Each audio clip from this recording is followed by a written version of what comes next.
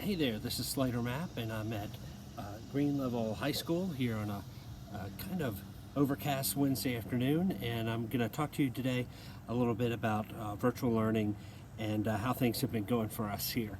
So, I guess I would like to start off with, an average day, a regular day. I get up pretty early, like all the teachers do, because I live about 25 minutes away, and we actually come here to Green Level. We need to be here between 6:30 and 7 for our check-in, where they take our temperature, or and we answer a bunch of questions, and then we can go in and we get like a little sticker that we wear for the day. We also now have an app in Wake County Public Schools where we can check in the morning even before we do that, so we can just sort of go right through when we get here. It's a little bit like Disney World, I suppose. But anyway, so once we get in here, classes start up at right at 7:30, and we have a schedule right now that's kind of running for the first 20 days of school, and then we're going to change it. But as it is right now, we have about 80-minute classes, and we do 40 minutes with the kids, and then 40 minutes off, where they go off and work on art assignments or research or whatever it may be that we need them to do. I teach stacked classes, so I'll have like 1, 2, and 3 all in the same class, or 2 and 3 in the same class. It's a little different this year because of COVID. I like to keep 2 classes as the most that we do, but things are different this year, so we're doing some classes all together, 1, 2, and 3. And so in those cases, we break up those 80 minutes in sort of different ways. First 2 weeks, we've been doing some sort of get-to-know-you exercises, and in art, that means we're making art, and kids have been making art about sort of identity, the world around them, and they've done different sort of activities around that. They've done flat lay photography, where you take these different objects and you lay them down on the ground and then take a picture from above. It comes out of sort of the photography advertising world.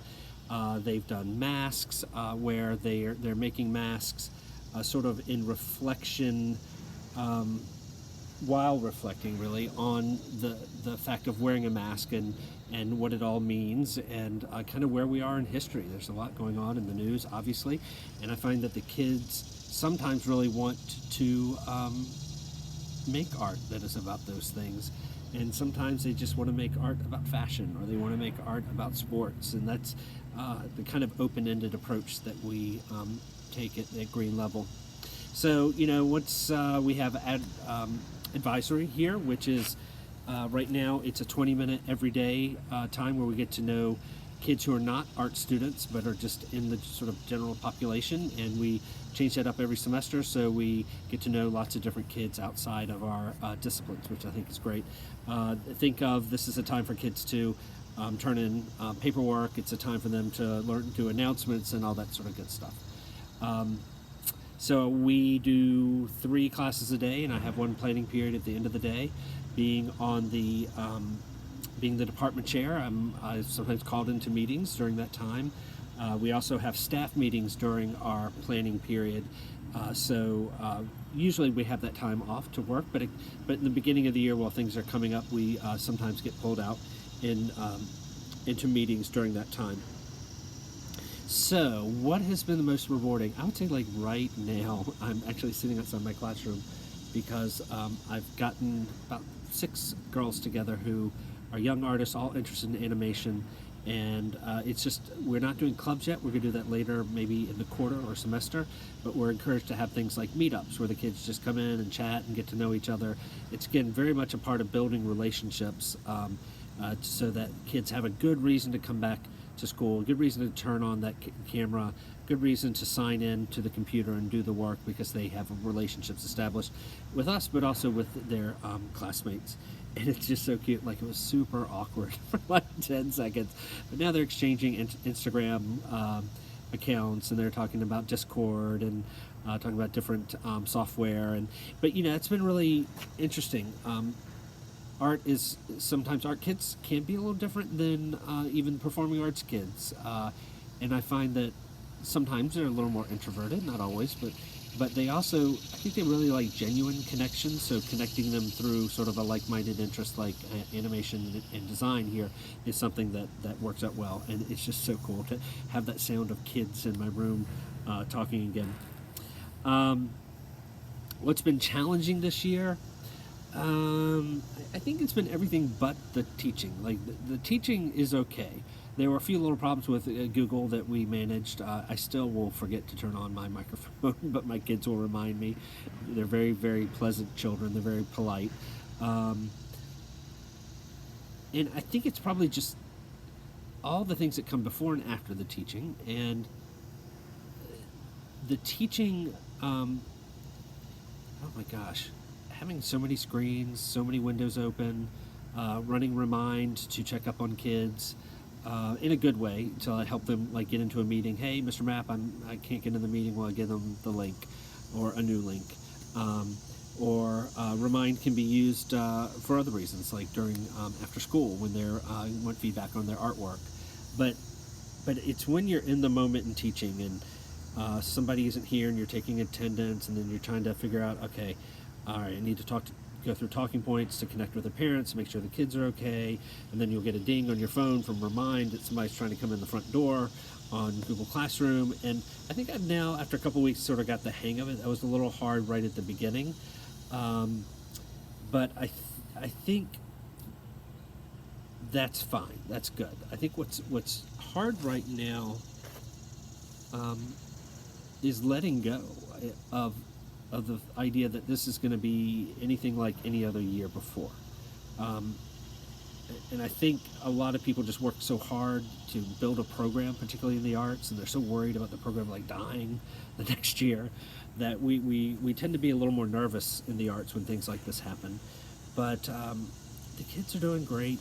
They'll come back because of those relationships, because of the things that I've learned from my colleagues who are right back up here in chorus and in dance and in theater and in band. I really rely on these professionals because this is my third year back after doing some other things in education. And these folks are different ages, but they're all professionals and they're all enthusiastic and love kids, and that has been a big part of what sort of gets me through all this year is relying on professional sort of colleagues and those good relationships there, because we all need one another right now, that's for sure. And the kids, like that is what keeps everything hopeful. Like hearing in their talk right now, it's a little quiet. I might need to go check. But hearing their voices, interacting, seeing their artwork, like opening up Google Classroom, when something's due, and just like clicking the button, boom, here's this artwork. Because a lot of times you don't know what you're going to get until you see it right there, unless somebody's come on and asked for feedback. It's hearing, from a student that they're really nervous and worried that they're going to be out for a week, and they just want to make sure that's okay, and sort of holding their hand and walking through the process, and letting them know it's going to be all right. Like we'll figure it out, alleviating some of their stress. I think teachers want to be useful, and I think we are really useful in this time, and that's I guess the main thing that really keeps me motivated.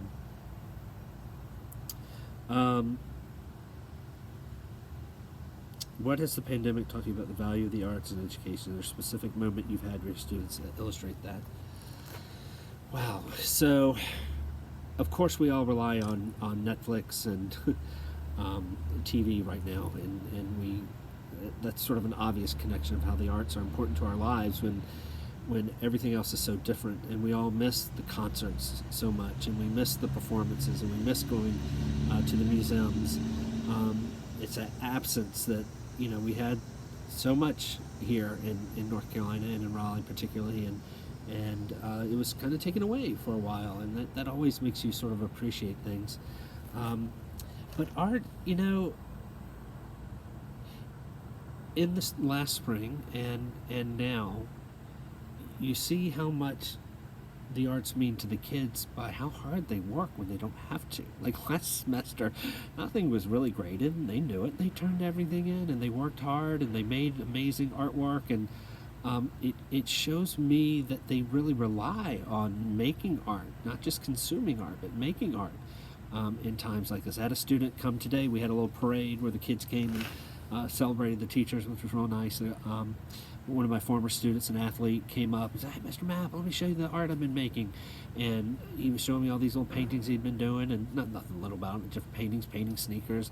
And you could tell like how much that had meant to him when like everything else was taken away, sports and interaction with friends and all this stuff, that even this, this athlete who has an interest in art was really, relying on making and doing and creating and thinking, to sort of manage some sort of normalcy.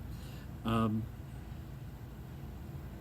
think that's probably the best way to sum it up. But the one thing that I'm going to take, well, I can take several things from this pandemic. I'm on Google Classroom now, and I'm definitely going to keep on doing that. Makes me a better teacher, and kids are able to access content and curriculum from all different places and times.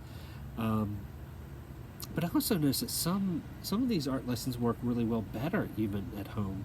So we're doing, 1 point perspective in beginning art, where we're doing their bedroom, and oh my gosh, they're right in their bedroom. Like, they're in their bedroom. They can see their bedroom, be in it while they're drawing. But also the mask lesson was a really eye-opener, because they could use any sort of materials. I tend to be kind of an open teacher. I give them a structure, and if they ever want to deviate from that, they just ask me. They usually can. But all the different sort of examples that I showed them from Miss Klenow, an art teacher over at Enloe High School, who was my daughter's teacher. She and I have been sharing some information, and mostly me. By that I mean mostly me stealing her lessons, with her knowledge, of course. But sharing her students' work, and then sharing the work that we're seeing in Lady Gaga wear at the MTV Awards, and then talking about masks in Kenosha as the police are wearing rioting gear and some of the protesters are wearing masks, and looking at masks from different parts of the world, and I think they really connected with that idea. And because they were at home, they had access to all these cool materials, and outside of just drawing or painting. And so they came up with some really sort of creative solutions. So I think one of the big things I'm taking away is there's really, sometimes kids separate the art they make at home with the art they make here, and I'm really going to make efforts in the future to illustrate and show them that they're the same thing. And I think that's just going to make the kids' connections to the arts stronger. But thank you so much for your time. I hope you're doing well out here during the pandemic, and thank you so much for tuning in.